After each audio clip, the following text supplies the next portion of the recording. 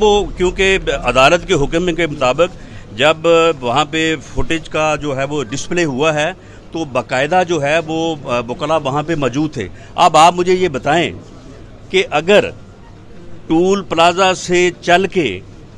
3:25 پہ چل کے جو انہوں نے ایف آئی آر میں ٹائم دیا ہے 3:35 پہ کنال ویو پہ اور پہنچ گئے ہیں، تو مجھے یہ بتائیں کہ موقع پہ مزاحمت ہوئی، برآمدگی ہوئی، فرد مرتب ہوئی، نام لیے گئے، اسلحہ برآمد ہوا، وہ پھر کس وقت ہوا؟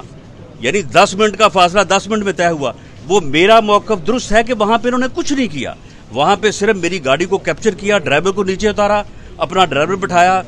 2 آدمی میرے ساتھ اندر گھسے اور گاڑی کو انہوں نے بھگا لیا، اور بھگا کے جو ہے وہ بالکل اسی ٹائم کے مطابق، یعنی سیف سٹی کے ریکارڈ نے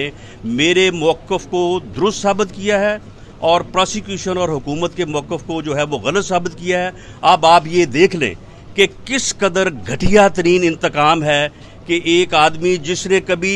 جو ہے وہ زندگی میں نے کبھی ہیروئن کو نہ دیکھا نہ کبھی میرے سامنے کسی نے پیا، اور میں سگریٹ نہیں پیتا، خود یہ لوگ جو ہیں وہ وزیر اعظم ہاؤس میں بیٹھ کے نشے کرتے ہیں، خود وہاں پہ جو ہے وہ آئس سے لے کے ہیروئن تک سب کچھ استعمال کرتے ہیں، اور ہمارے خلاف جو ہے انہوں نے غلط مقدمے بنائے ہیں سیاسی انتقام کا